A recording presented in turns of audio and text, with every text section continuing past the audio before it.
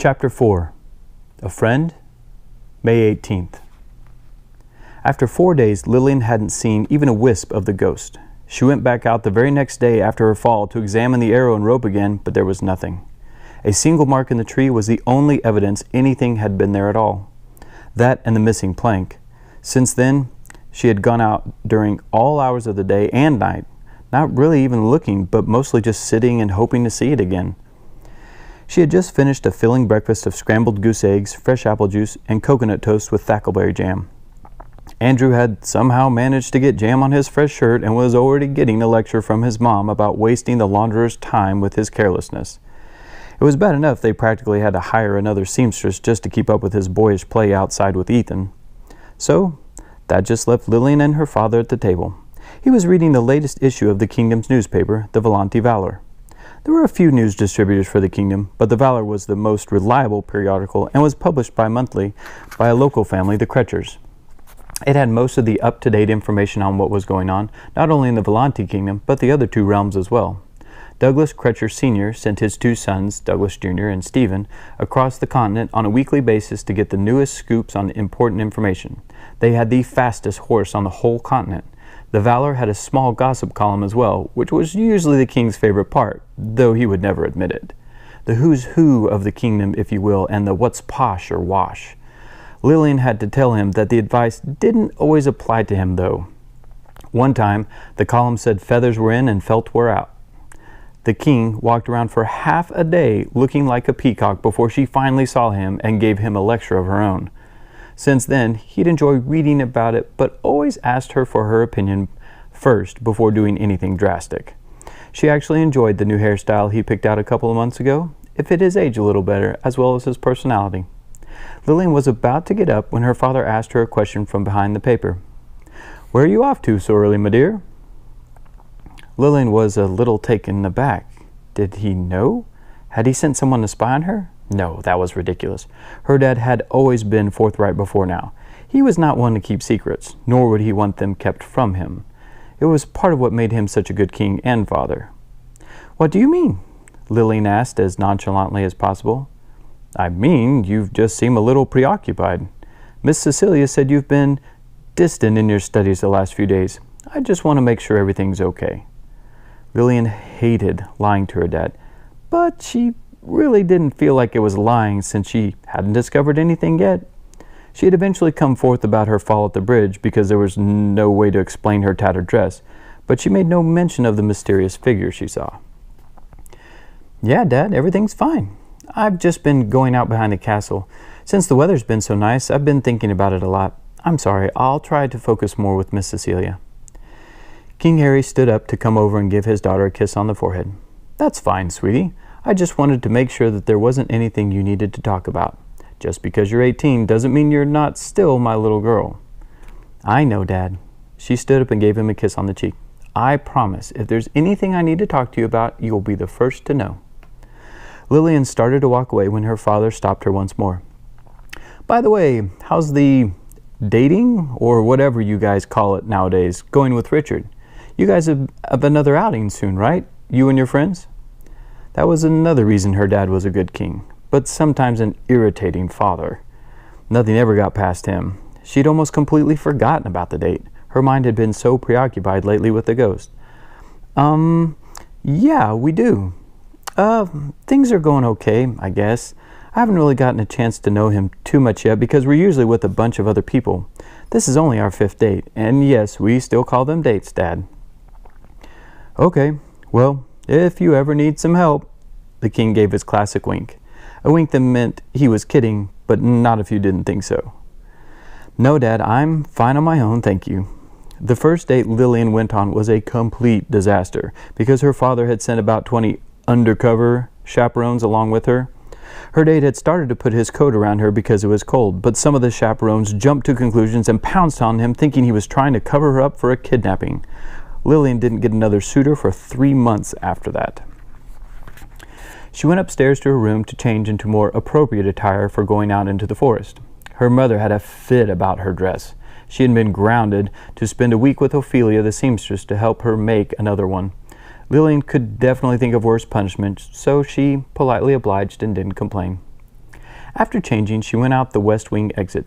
She only used the secret passage when it was necessary, and she didn't want anyone to know where she was. She hadn't been secretive about where she was going, really, just why she was going there. Her outings weren't hard to explain since it was spring and perfectly logical to go outdoors. Even a castle could feel small when you're pretty much stuck there during the harsh winter. Going out the west wing to get to the back side of the castle meant passing through the stables. Lily didn't mind that much. The smell of manure could be a little overwhelming at times, but even that reminded her of the outdoors and riding across her kingdom. Her kingdom. It was an interesting thought that she had tried not to think of much, but the truth was, once her parents passed away or got too old, it would become hers to rule. That's why she had been courting different men over the last few years. Finding a respectable king was hard. "Hello, Your Highness." A burly yet handsome young man offered with a smile and a bow as Lillian walked through. "Oh, quit it, Seth," Lillian replied with a punch to his arm. "You know I don't like it when you call me that." "I know. I was just teasing you, is all," Seth said as he rubbed his arm as if it hurt. He was basically all muscle from the chores he did around the castle. His main job was taking care of the horses, but he was also a crafter of any cloth. Stable boy, wall repair, baker, furniture mover, tapestry hanger. If there was a chore to be done around the castle, he'd probably done it. But the task of stable boy, or stable hand as he liked to be called, to the 50 royal horses usually kept him pretty busy. "Well, stop it. I have enough on my mind without you harassing me." "What's going on now? You going back out into the woods again?" "Yeah." "What's out there anyways? You find that ghost or something?" "Something like that." "For real? You've finally seen the ghost?" "No, Seth, I haven't seen the ghost." Lillian still wasn't convinced. "I'm just going to pick more thackleberries for Pierre. Mom wants a pie for dessert tomorrow for some dinner party she's having." "All right then. Oh, your dad said that he wanted me to go out and fix that plank on the bridge that you fell through. So the next time you're going out there, let me know and you can show me where it is." "Okay, I will." Lillian had a brief discussion with her dad about the bridge. He wanted to have it taken down altogether to prevent something worse from happening, but it didn't take long for her to bat her beautiful hazel eyes and call up a couple of tears for the king to realize that wasn't going to happen. So they compromised by having Seth and maybe the dwarves help reinforce the wooden bridge. She was okay with that as long as it still swayed in the wind.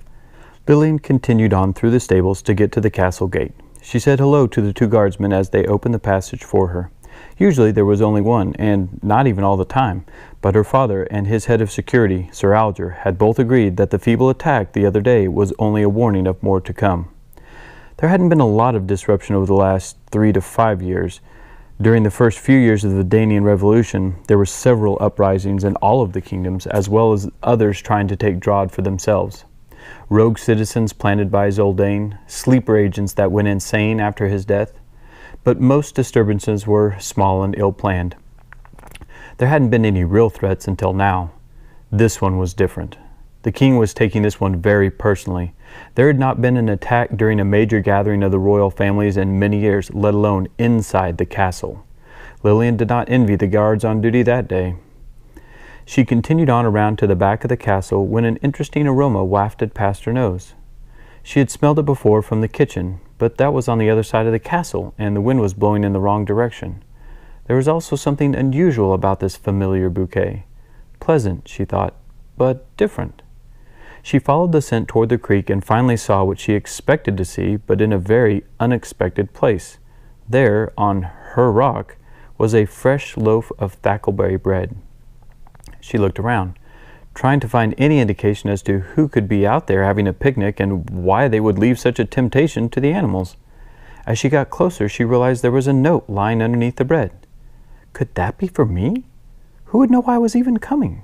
Seth knew I was coming. So did Father. But they're back at the castle, right? What does it say? Should I pick it up? What if it's not for me?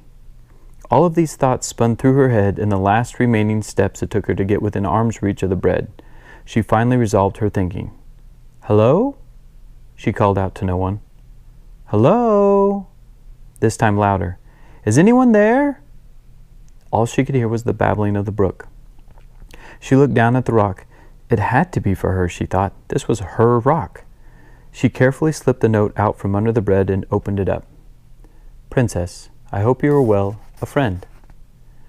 She looked around again. Still no one. She picked up the loaf of bread and sat down on the rock. It was warm from the mid-morning sun, which made it feel like it was fresh out of the oven. Even though she had just eaten breakfast, the aroma made her mouth water. It smelled delicious, but she still couldn't place the slightly unusual scent. She was very much like her mother in that she always tried to see the best in people and never truly understood how malicious they could be. A blessing and a curse. It was this quality that had landed Snow White in her eternal slumber. She had been lucky to have been rescued so soon by True Love's kiss. But Lillian also had her dad's sense, and what with the incident at her party, ultimately decided against trying any of the bread. She set it back down on the rock. A strong male voice came from behind her. "It's not poisoned, if that's what you're thinking." Lillian froze.